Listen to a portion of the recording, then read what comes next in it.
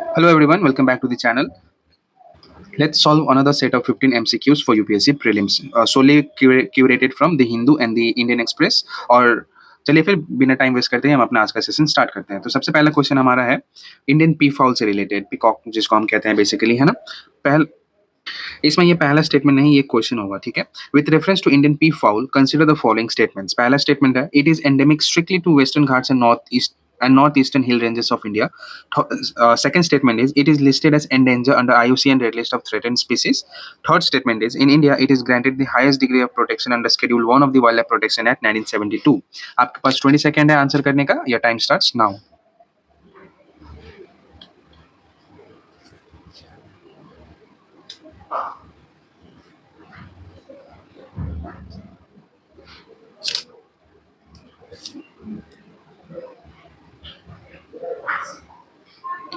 That's it. अब चलिए देखते हैं इसका आंसर क्या हो जाएगा। इसका आंसर हो जाएगा option B, that is only 3।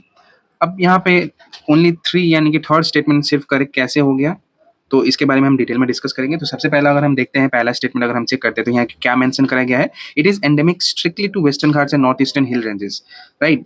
तो ये पहला स्टेटमेंट हमारा क्या है, ये गलत है, क्योंकि पीकॉक या पी फाउल जो है ये they are widely distributed all over India, है ना, वाइडली डिस्ट्रीब्यूटेड ओवर इंडिया, इसीलिए पहला स्टेटमेंट हमारा गलत हो जाता है। सेकंड स्टेटमेंट है, जैसे कि मान लो यहाँ पे थर्ड स्टेटमेंट में क्या मेंशन करा गया था कि शेड्यूल 1 में हमने डाला है वाइल्ड लाइफ प्रोटेक्शन एक्ट में, राइट। तो इससे कितने स्टूडेंट्स जो है वो कंफ्यूज भी करते हैं कि अगर शेड्यूल 1 में है मतलब ये क्रिटिकली एंडेंजर्ड कैटेगरी में बिलोंग करता होगा, बट ये टोटली गलत है। और यहीं पे आपको एक ट्रैप भी सेटअप करा जा सकता है ऐसे करके।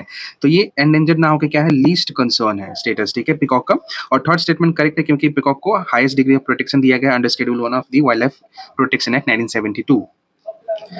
क्वेश्चन को हम लिंक कर सकते हैं wild life protection act 1972, schedule 1, schedule 4 जो हमारा रहता है ना, डिग्री ऑफ प्रोटेक्शन जो हम प्रोवाइड करते हैं उससे भी है। आईयूसीएन रेड लिस्ट कैटेगरी से भी हम लिंक अप कर सकते हैं। साइट्स अपेंडिक्स 2 से भी हम लिंक अप कर सकते हैं वाइल्ड बोर्ड से रिलेटेड जो रहता है। अभी ट्रैप सिचुएशन हमने देखा कैसे आपको आईयूसीएन एंड जो कैटेगरी लिस्ट है उससे आपको कंफ्यूज करा जा सकता है पर्टिकुलर स्टेटमेंट में।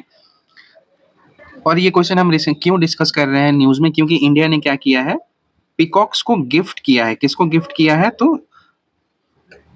यूनाइटेड नेशंस के ऑफिस जो जेनीवा में है वहां पे गिफ्ट किया है, इसीलिए ये क्वेश्चन हम डिस्कस कर रहे हैं। So now let's move on to the next question. So our next question is from GS1 itself, methodology of demographic survey, census of Indian caste enumerations. Question है, consider the following statement regarding census operations and caste enumerations in India. पहला statement है, the census in India is conducted under the legal framework of Census Act 1948 and census is listed in the concurrent list of the 7th schedule of the Constitution. Second statement in post-independence India, decolonial population census have consistently enumerated data for scheduled castes and scheduled tribes, but not for other broader caste groups. Third statement, collecting caste data through an open-ended verbatim entry method invariably reduces data fragmentation compared to standardized drop-down directory. तो आपको 20 second से ये question के लिए भी आपका time start होता है नाउ।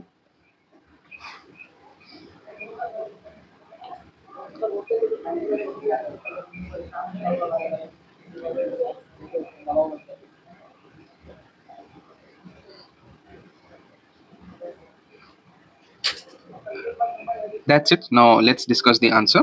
इसका आंसर हो जाएगा option B, that is only second statement is correct. अब कैसे पहला और तीसरा स्टेटमेंट गलत है, चलिए देखते हैं। तो सबसे पहला स्टेटमेंट में क्या गलत दिया हुआ है यहाँ पे, ये आपको ट्रैप करा गया है। यहाँ पे कैसे ट्रैप करा गया है, सेंसस जो है ये कॉन्करेंट लिस्ट में ना होके यूनियन लिस्ट में है ना। तो ये गलत हो गया पहला स्टेटमेंट, और यही ट्रैप भी है। जैसे लिस्ट कहीं पे मेंशन करा जाता है कोई सब्जेक्ट्स को, तो we have to be very careful whether it is in state list, union list और कंकरेंट लिस्ट, नहीं तो ऐसे ही ट्रैप सेटअप करा जाता है क्वेश्चंस में, राइट। सेकंड स्टेटमेंट करेक्ट है क्योंकि पोस्ट इंडिपेंडेंस के बाद जो है वो schedule caste and schedule tribe का ही सेंसस करा जाता है, बाकी कैटेगरीज का नहीं करा गया है। लास्ट जो सेंसस हुआ था वो 1931 में हुआ था, कास्ट बेस्ड सेंसस, और इस साल अभी जो रिसेंट 2026 का है वो भी सेंसस कंडक्ट कराया जा रहा है। थर्ड स्टेटमेंट भी हमारा गलत है। क्यों गलत है, क्योंकि यहाँ पे क्या बोला है, method invariably reduces data fragmentation, but ये क्या करता है, रिड्यूस ना करके इंक्रीज कर देता है डेटा फ्रेगमेंटेशन, राइट। इसीलिए थर्ड स्टेटमेंट भी हमारा गलत हो जाता है। तो आंसर हो जाएगा option B, that is only 2। अब हम लिस्ट कर सकते हैं, अभी हमने देखा यूनियन लिस्ट 7 शेड्यूल से हम इसको लिंक कर सकते हैं, या फिर हमारे सेंसस एक्ट 1948 के बारे में भी पूछा जा सकता है, जैसे कि अभी इस ईयर सेंसस ईयर है ना, तो सेंसस से रिलेटेड भी पूछा जा सकता है, या फिर socio economic and caste census से रिलेटेड भी पूछा जा सकता है, राइट। अभी हमने ट्रैप के बारे में डिस्कस कर लिया, कैसे ट्रैप सेटअप करा जा सकता है क्वेश्चंस में। और पहला सिंक्रोनस सेंसस कब कंडक्ट कराया गया था इंडिया में, तो 1881 में कंडक्ट कराया गया था, अंडर रिपन के अंडर कराया गया था। और जैसा कि हमने डिस्कस किया 1931 में क्या हुआ था, full caste census data was last officially published हुआ था 1931 के सेंसस में, right. So this was everything for question number 2। So now let's move on to question number 3, that is agrarian distress, rural social dynamics and gender autonomy in Vidarbha.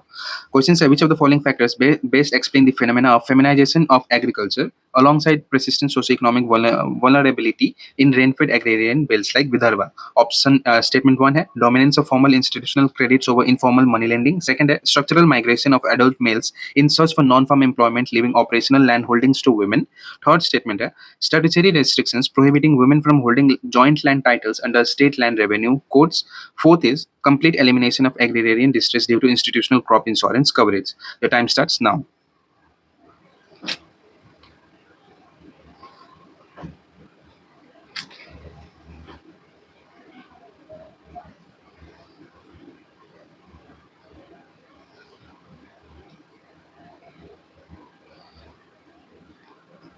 चलिए इसका answer discuss करते हैं। इसका answer हो जाएगा option B, that is only second statement is correct. How only second statement is correct? जैसे कि rainfed area क्या होता है, वहाँ पे सोली बेसिकली रेनफॉल पे ही डिपेंड करते हैं, और विदर्भा जैसे हम जानते हैं वो थोड़ा हैवी रेनफॉल से ही डिपेंडेंट रहता है वहाँ पे ज्यादातर, है ना।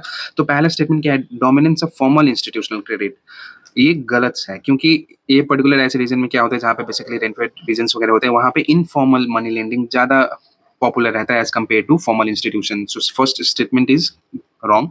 सेकंड स्टेटमेंट हमारा सही हो जाता है, जैसे कि यहाँ पे जो एडल्ट मेल्स है वो नॉन एग्रीकल्चरल या नॉन फार्म एम्प्लॉयमेंट के लिए वो they move out of the cities. So second statement is totally correct. Third statement is statutory prohibition क्यों करा जाएगा, कोई स्टेट क्यों प्रोहिबिट करेगा जॉइंट लैंड होल्डिंग से, ये भी सोचने वाली बात है, राइट।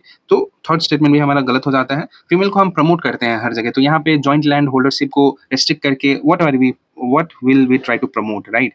So थर्ड स्टेटमेंट भी हमारा गलत हो जाएगा।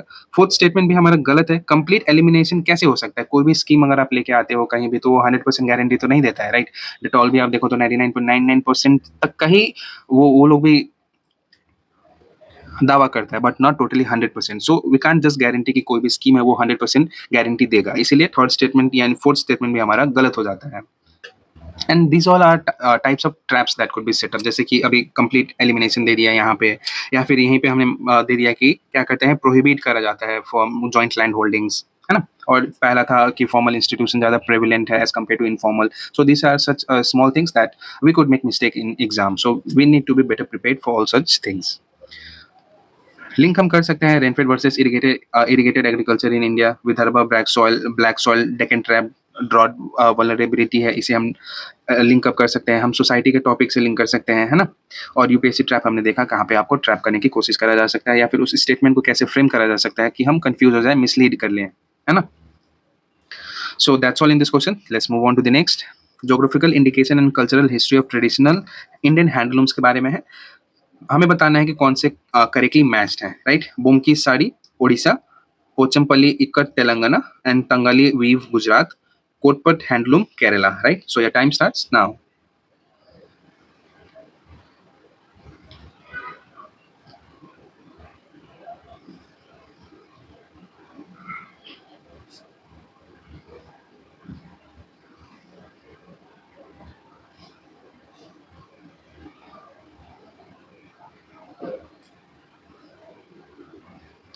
सो दैट्स इट। आंसर देखते हैं क्या है। इसका आंसर हो जाएगा ऑप्शन सी, यानी ओनली 3 पेयर्स आर करेक्ट। अब ये कौन कौन से 3 पेयर करेक्ट है, चलिए डिस्कस करते हैं डिटेल में। तो सबसे पहला हमारा स्टेटमेंट जो है ये करेक्ट है। बोमकई और सोनेपुरी बोला जाता है, silk and cotton sari originate from Odisha. So पहला हमारा स्टेटमेंट करेक्ट हो जाता है ना। इसमें traditional tie and dry border patterns form करे जाते हैं। सेकंड हमारा जो पेयर था ये भी करेक्टली मैच्ड है, क्योंकि पोचमपल्ली इक्कत ये तेलंगाना से ही ओरिजिनेट होता है ना, और ये double ikat weaving technique and और ये पर्टिकुलर जीआई टैग आइटम भी है, right. Third statement is also correct, क्योंकि तंगाली वीविंग जो है ये 700 year old weaving indigenous craft of Gujarat है ना। और फोर्थ स्टेटमेंट हमारा गलत हो जाता है, क्योंकि कोटपट ट्राइबल हैंडलूम कहाँ से है, ये कोरापुट डिस्ट्रिक्ट ऑफ उड़ीसा ना कि तमिलनाडु दिया हुआ था, है ना वहाँ पे। तो ये हमारा हो जाता है सारे कौन कौन से करेक्टली मैच थे, है ना।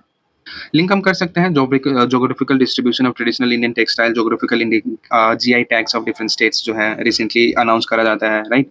सो उससे भी हमें अवेयर रहना है कि अभी रिसेंट टाइम में कौन से स्टेट से कौन से प्रोडक्ट को जीआई टैग मिला है, क्योंकि एग्जाम में पूछे जाने का चांसेस बहुत ज्यादा रहता है। नॉट इवन नॉट इटसेल्फ, अगर यूपीएससी में नहीं पूछा जाता है, बाकी जो कम्पिटेटिव एग्जाम्स है वहाँ पे तो जरूर जीआई टैग से रिलेटेड डायरेक्ट क्वेश्चन पूछे जाते हैं। कंफ्यूज आपको करा जा सकता था, जैसे स्टेटमेंट मतलब जो 4 था मैच करने के लिए, वो डिफरेंट स्टेट और डिफरेंट प्रोडक्ट को दे दिया जाता है ऐसे करेक्टली मैच वाले में, है ना? So if you are totally 100% sure कि अगर ये प्रोडक्ट यहाँ का बिलोंग करता है, so we go for that question. अगर नहीं पता है then we just leave it, क्योंकि इसमें अगर आप तुक्का मारने जाएंगे या फिर एलिमिनेट करेंगे, अगर आपको किसी भी टाइप का थोड़ा सा भी हिंट है तो आप एलिमिनेट कर सकते हैं ऐसे क्वेश्चन में, but in other case just leave the question. Let's move on to the next one. Question number 5, parliamentary representation, delimitation of constituencies and constitutional amendments से related है. With reference to delimitation of parliamentary constituencies in India, consider the following statement. पहला statement है, Article 82 of the Constitution mandates that upon the completion of every decennial census, the allocation of seats in the Lok Sabha to the states shall be readjusted by an act of parliament. Second है, the 84th Constitutional Amendment Act 2001 froze the total number of seats in the Lok Sabha based on 1971 census until the relevant figures for the first census taken after 2026 have been published. Third, an order issued by Delimitation Commission under the Delimitation Act can be challenged and modified by a simple majority vote in Parliament. Right? Question हमने discuss कर लिया, statement भी discuss कर लिया. Now it's your time to answer. Your time starts now.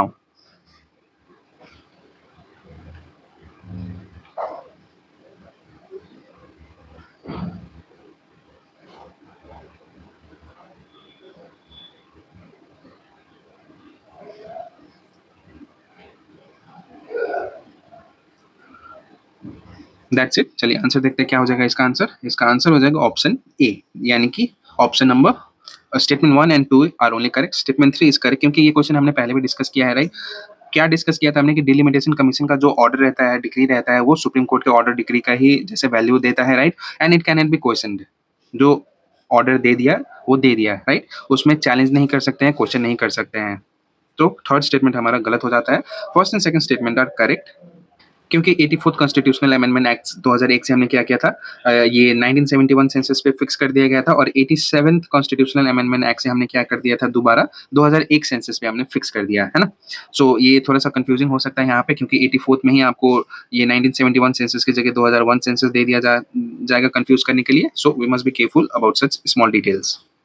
और statement हमने discuss कर लिया क्यों गलत है, क्योंकि जो ऑर्डर्स रहता है that cannot be challenge cannot be called into question in any court. ठीक है. So third statement is wrong. Link हम कर सकते हैं जो डिफरेंट कॉन्स्टिट्यूशनल जो हमारा आर्टिकल्स हैं उससे हम लिंक कर सकते हैं. जैसे आर्टिकल 81 से हम कर सकते हैं, राइट? आर्टिकल 82 से कर सकते हैं. आर्टिकल 170 जैसे स्टेट लेजिस्लेटिव जो असेंबलीज है उनसे हम रिलेट कर सकते हैं, या फिर 42nd अमेंडमेंट एक्ट से भी हम कर सकते हैं, क्योंकि 84th कॉन्स्टिट्यूशनल ये 42nd अमेंडमेंट एक्ट 1976 में भी चेंज करा गया था, 84th अमेंडमेंट एक्ट से भी चेंज करा गया है, और 87th अमेंडमेंट एक्ट में भी इसमें अपडेट्स लाए गए थे, है ना. और आप लोग कमेंट करके जरूर बताओ कि डिलिमिटेशन कमीशन अभी तक कितने बार बैठा है, कॉन्स्टिट्यूट करा गया है, how many times, right? So now let's move on to the next. Statutory framework for revision of electoral rolls and adult suffrage. Question है, regarding the preparation and revision of electoral rolls in India, consider the following statement. पहला statement है, the right to be registered as a voter in an electoral roll is a fundamental right generated under Article 19 of the Constitution. Second है, the statutory rules governing the preparation and publication of electoral rolls are framed under the Representation of the People's Act 1950. Third statement is, an individual disqualified under Section 16 of the RPA 1950 automatically fortifies the right to remain entered in an electoral roll. Your time starts now.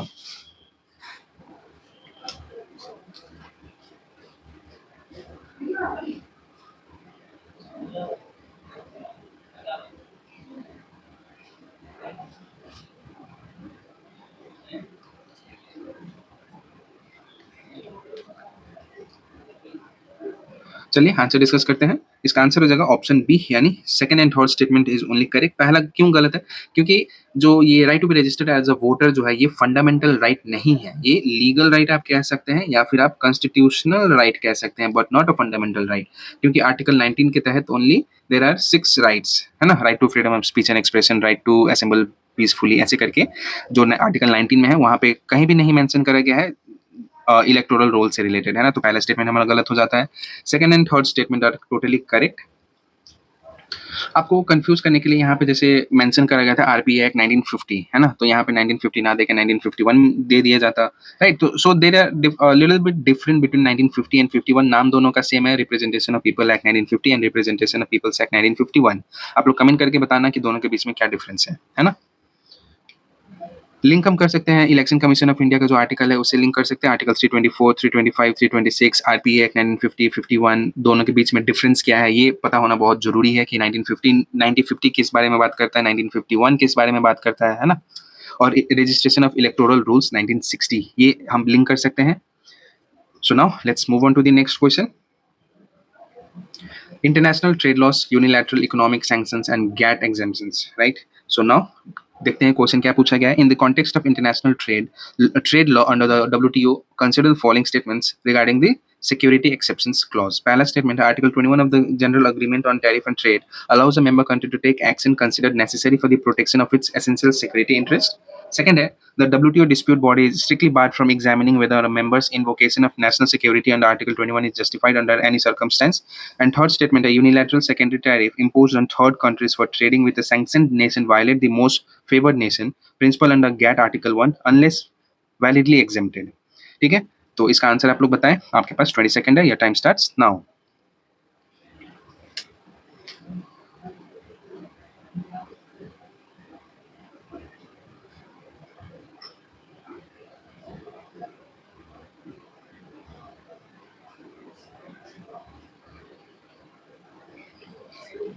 Alright, इसका answer देख लेते हैं क्या होगा। Answer हो जाएगा option B, यानी कि पहला और तीसरा स्टेटमेंट सही है, सेकंड स्टेटमेंट गलत है। क्यों गलत है? क्योंकि यहाँ पे क्या मेंशन करा गया है, WTO dispute settlement body strictly barred from examining whether a member's invocation of national security and article 21 is justified under any circumstances. WTO को क्यों बार करा जाएगा भाई? वही सारा ट्रेड रेगुलेशंस, रूल रेगुलेशंस देख रहा है, बना रहा है, फेवरेट नेशन कॉन्सेप्ट्स, ये सारे इशू कर रहे हैं, राइट। तो उसको बार क्यों करा जाएगा, है ना। सिंपल सा बात है। सो सेकंड स्टेटमेंट गलत हो जाता है हमारा, और पहला तीसरा स्टेटमेंट सही हो जाएगा, है ना। आर्टिकल 21 क्या कहता है गैट का, कि कोई भी कंट्री एक्शंस ले सकती है अपना एसेंशियल सिक्योरिटी इंटरेस्ट को प्रोटेक्ट करने के लिए, ये बिल्कुल भी सही है। थर्ड स्टेटमेंट भी हमारा बिल्कुल भी सही है। अब लिंक हम कर सकते हैं डब्ल्यूटीओ, है ना, गैट प्रोविजन 1994 से मोस्ट फेवर नेशन का कॉन्सेप्ट क्या है, इसमें क्या होता है, बेसिकली नेशनल ट्रीटमेंट कैसा होता है, सिक्योरिटी एग्जेम्पशंस के बारे में भी और डिटेल में पूछा जा सकता है, राइट। लिंक हम कर सकते हैं जैसे डब्ल्यूटीओ और 100% सेल्फ जजिंग, ये कुछ कंफ्यूजिंग हो सकता है यहाँ पे स्टेटमेंट में भी अगर मेंशन कर दिया जाता, राइट, कि WTO security claim 100% self judging है, तो ये थोड़ा कंफ्यूजिंग हो सकता था यहाँ पे। तो ये सारा क्वेश्चन था। और यहाँ पे जैसे कि अगर हम देखें सेकंड स्टेटमेंट में भी इनकरेक्ट क्यों बोला गया, क्योंकि यहाँ पे एक लैंडमार्क रूलिंग भी है। किससे रूलिंग है? रशिया का traffic in transit 2019, the WTO dispute settlement panel affirm that article 21 is not completely self judging, है ना। यहाँ पे कंफ्यूज करा जा सकता था ना आपको कि 100% सेल्फ जजिंग है, बट ये 100% सेल्फ जजिंग नहीं है, राइट। ये इसका एक लैंडमार्क रूलिंग भी है, ये रूलिंग भी इंपॉर्टेंट हो सकता है एग्जाम पर्सपेक्टिव से। चलिए फिर अब दूसरा क्वेश्चन हम डिस्कस करते हैं। नेक्स्ट क्वेश्चन है हमारा fundamental rights, article 19 clause 1 clause B and public order restrictions. पहला क्वेश्चन क्या मेंशन करा गया है, consider the following statement regarding constitutional right to peaceful assembly in India. ये हम क्यों डिस्कस कर रहे हैं? क्योंकि अभी हम देख रहे हैं कि झारखंड में स्टूडेंट्स प्रोटेस्ट हो रहा है ना, जो इरेगुलरिटीज है एग्जाम में वहां पे, उसके लिए स्टूडेंट्स प्रोटेस्ट कर रहे हैं, right. So now let's see हमारा कॉन्स्टिट्यूशन क्या कहता है पीसफुल असेंबली से रिलेटेड। सो पहला है, the right to assemble peacefully without arms is guaranteed under article 19 clause 1 clause B of the constitution. Reasonable restriction on the right to assemble peacefully peaceably can be imposed under Article 19 Clause 3 on grounds of sovereignty and integrity of India and public order. Third, the Supreme Court of India has held that right to protest includes the right to occupy public roads and pathways indefinitely to register dissent. चलिए इसका answer बताइए आप लोग।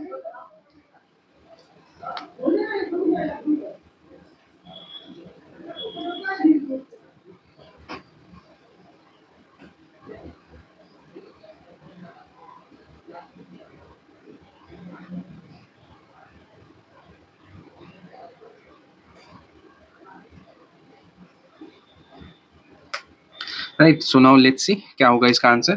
Answer हो जाएगा option A, यानी statement 1 and statement 2 ही बस सही है। आर्टिकल 19 अगर हम पढ़ते हैं फंडामेंटल राइट, तो वहाँ पे मेंशन करा गया है कि आप there is right to peaceful assembly, है ना? तो ये पहला स्टेटमेंट करेक्ट है। Article 19 clause 1 clause B says that right to assemble peacefully without arms, ये गारंटीड है। पहला स्टेटमेंट बिल्कुल सही है। सेकंड स्टेटमेंट भी सही है, क्योंकि आर्टिकल 19 क्लॉज 3 कुछ ग्राउंड्स ऐसे हैं जो सोवरेनिटी और integrity of India public order के नाम पे रीजनेबल रिस्ट्रिक्शंस लगाया जा सकता है पीसफुल जो असेंबली करते हैं हम लोग, है ना, उस पे भी। थर्ड स्टेटमेंट बिल्कुल भी गलत है। क्यों गलत है? क्योंकि सुप्रीम कोर्ट ने क्या बोला है, एक लैंडमार्क जजिंग आया था हिम्मत लाल केस 1972 में, जहां and notably in the Shaheen Bagh case Himani Malhotra versus state 2020, इसमें सुप्रीम कोर्ट ने ये बोला था कि पीसफुल प्रोटेस्ट तो है आपके पास, कॉन्स्टिट्यूशनल राइट है, but public ways space cannot be occupied indefinitely. आप इनडेफिनेटली के लिए पब्लिक स्पेसेस को ऑक्युपाई नहीं कर सकते हैं, right? So there was a catch in there, और यही कैच जो है ये ट्रैप के जैसे काम करता है, राइट? लिंक सेम वही आर्टिकल 19 से हम कर सकते हैं, क्योंकि आर्टिकल 19 से ही रिलेटेड ये क्वेश्चन है। फिर जुडिशरी से भी लिंक अप कर सकते हैं, क्योंकि जुडिशरी को भी मेंशन करा था, तो इसमें जुडिशरी का जो इंपॉर्टेंट लैंडमार्क जजमेंट्स है उससे भी हम लिंक कर सकते हैं। और सेक्शन 144 जो लगता है सीआरपीसी, और अभी जो चेंज हो गया सेक्शन 189 है, वो गया है भारतीय नागरिक सुरक्षा संहिता में, बीएनएसएस में, राइट? तो इससे भी हम लिंक कर सकते हैं। सो ये सारे पॉइंट्स थे जो हमने डिस्कस किया ये क्वेश्चन से रिलेटेड। अब हम अगला क्वेश्चन देखते हैं। जीएस3 का क्वेश्चन है ये, payment infrastructure merchant discount rate and regulatory framework for digital payments. Question क्या कह रहा है? With reference to digital payment infrastructure and regulatory provisions in India consider the following statement. पहला स्टेटमेंट है, एमडीआर यानी merchant discount rate is a fee charge to a consumer by the Reserve Bank of India for UPI to peer money transfer. Second statement है, section 10A of the Payment and Settlement Act 2007 was amended to give the central government authority to specify electronic payments mode that can attract or be exempt from bank transaction charges. Third statement, Section 269 SU of the Income Tax Act 1961 mandates that specified businesses exceeding a prescribed annual turnover threshold must provide facilities for accepting payment through designated electronic modes. चलिए इसका answer बताइए क्या होगा।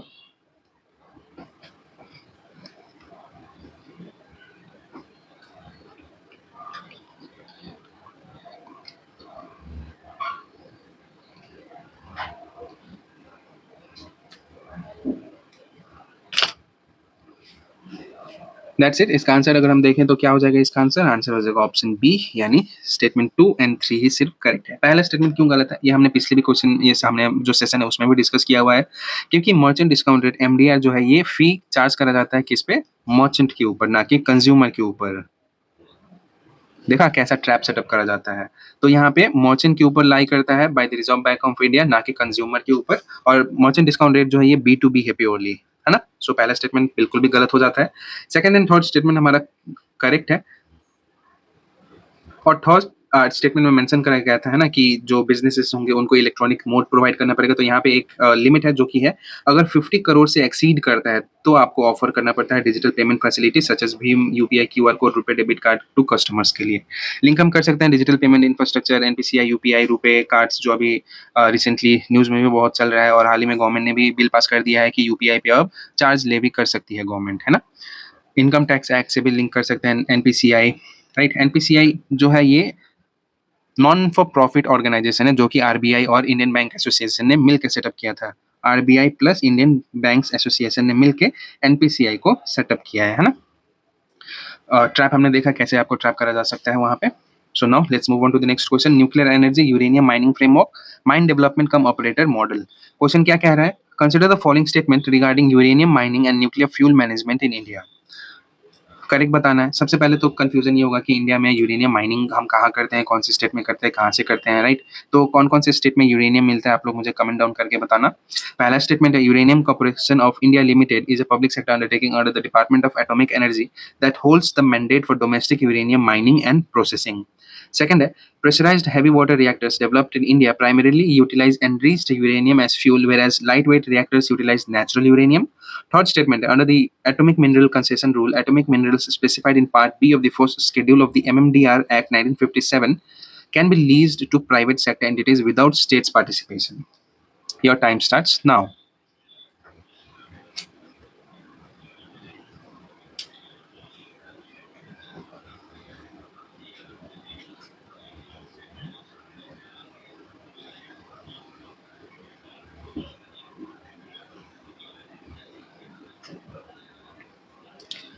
चलिए answer देखते हैं क्या हो जाएगा। इसका आंसर हो जाएगा ऑप्शन ए, यानी कि सिर्फ पहला स्टेटमेंट करेक्ट है, क्योंकि यूरेनियम कॉर्पोरेशन ऑफ इंडिया जो है ये पब्लिक सेक्टर अंडरटेकिंग है under the department of atomic energy, और ये यूरेनियम माइनिंग करता है एंड प्रोसेसिंग का काम करता है ना।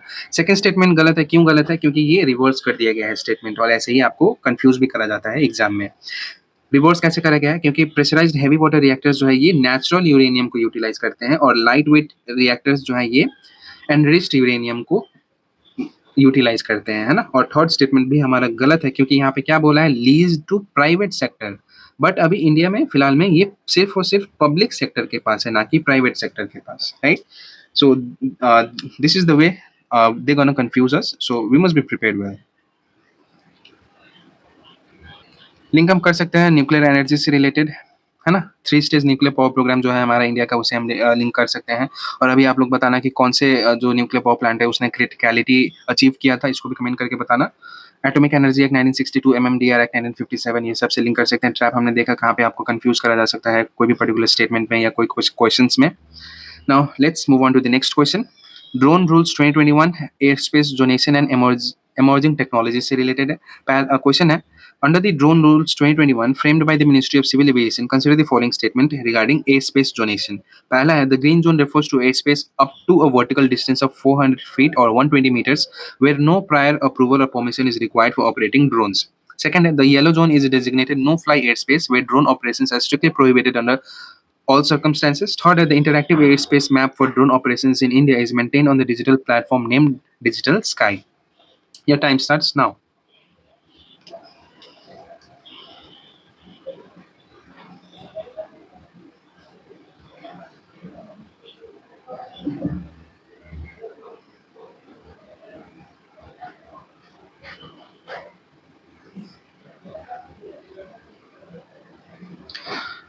इसका आंसर हो जाएगा ऑप्शन बी, यानी फर्स्ट एंड थर्ड स्टेटमेंट सिर्फ करेक्ट है, सेकंड स्टेटमेंट गलत है।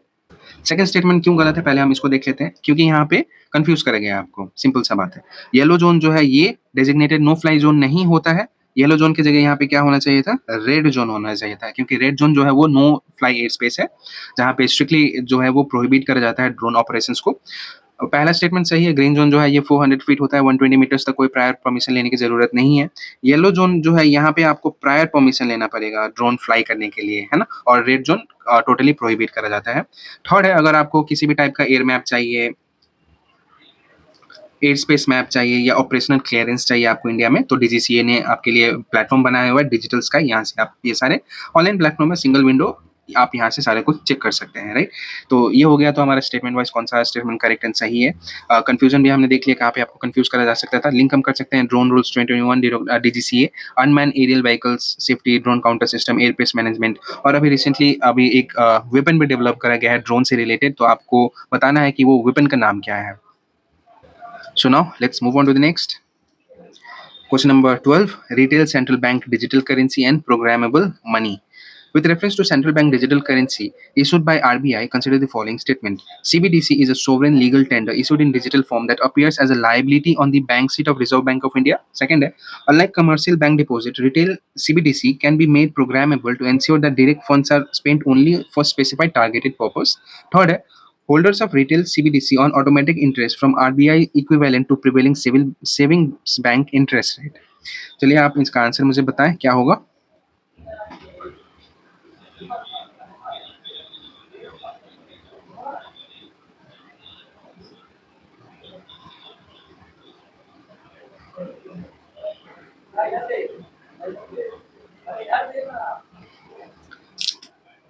Let's see the answer now. Answer is option A 1 and 2। Third statement गलत है।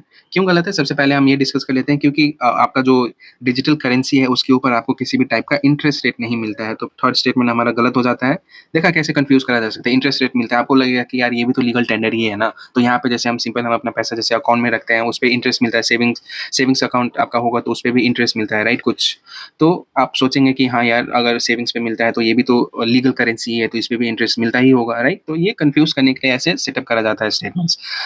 क्योंकि डिजिटल बैंक करेंसी जो डिजिटल करेंसी है उसके ऊपर किसी भी टाइप का इंटरेस्ट नहीं मिलता है। पहला स्टेटमेंट करेक्ट है क्योंकि ये एज अ लायबिलिटी शो करता है। सेकंड स्टेटमेंट भी करेक्ट है क्योंकि हम प्रोग्राम कर सकते हैं पर्टिकुलर ये फंड्स को ताकि वो डायरेक्टली उनको ट्रांसफर हो सके टारगेटेड पर्पस के लिए, जैसे कि हम इस चीज के लिए कर सकते हैं तो टारगेटेड वेलफेयर के लिए हम प्रोग्राम कर सकते हैं, फर्टिलाइजर सब्सिडीज या कोई भी स्पेसिफिक सोशल स्कीम स्पेंडिंग के ऊपर के लिए हम पर्टिकुलरली प्रोग्राम कर सकते हैं, राइट। तो ये हो गया सारा इसका आंसर। लिंक हम कर सकते हैं RBI act 1934, money supply M0 M1 से भी रिलेट कर सकते हैं, मॉनेटरी पॉलिसी, लीगल टेंडर, है ना। ट्रैप हमने देखा कैसे ट्रैप करा जा सकता है।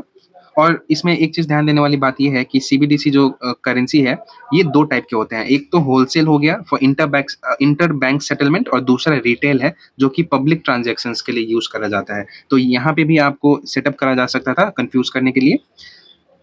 Now, next question है non-banking financial companies and gold loan regulations. Regarding the regulatory framework governing non-bank financial corporations (NBFCs) in India, consider the following statement. पहला है under RBI's scale-based regulation framework, NBFCs are categorized into 4 layers: base layer, middle layer, upper layer, top layer.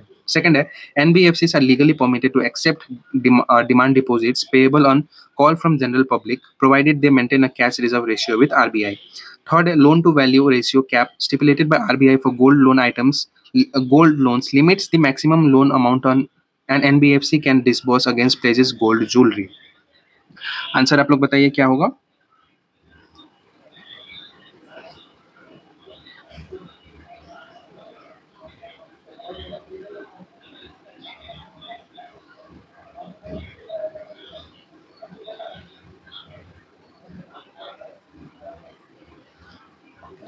इसका answer हो जाएगा option B यानी कि 1 and 3। Second statement क्यों गलत है? क्योंकि एनबीएफसी डिमांड डिपॉजिट एक्सेप्ट नहीं कर सकते हैं। ये सबसे कंफ्यूजिंग पॉइंट रहता है कभी कभी एग्जाम में, क्योंकि एनबीएफसी दो टाइप के होते हैं, एक जो डिपॉजिट एक्सेप्ट कर सकते हैं और एक जो डिपॉजिट एक्सेप्ट नहीं करते हैं। बट डिपॉजिट जो एक्सेप्ट करते हैं वो भी डिमांड डिपॉजिट एक्सेप्ट नहीं कर सकते हैं, वो सिर्फ और सिर्फ टाइम डिपॉजिट एक्सेप्ट कर सकते हैं, है ना।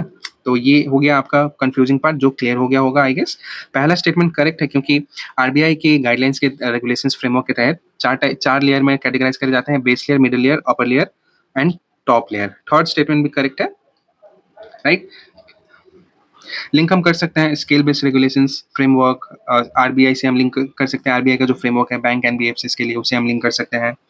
कंफ्यूजिंग टर्म हमने देख लिया कि कंफ्यूजिंग टर्म आपको कहाँ पे किस टाइप से कंफ्यूज करा जा सकता है, ट्रैप करा जा सकता है। So now let's move on to the next question. Disaster management act institutional funding and flood damage assessment with reference to institutional disaster management funding in India, consider the following statement. पहला है the state disaster response fund is constituted under section 48 clause 1 clause A of the Disaster Management Act 2005. Second है for general category states, the central government contributes 90% of the total annual allocation to the SDRF, while 10% is contributed by the state. Third, following the 15th Finance Commission recommendation, disaster funds at both central and state level have been split into response fund and mitigation funds. Your time starts now.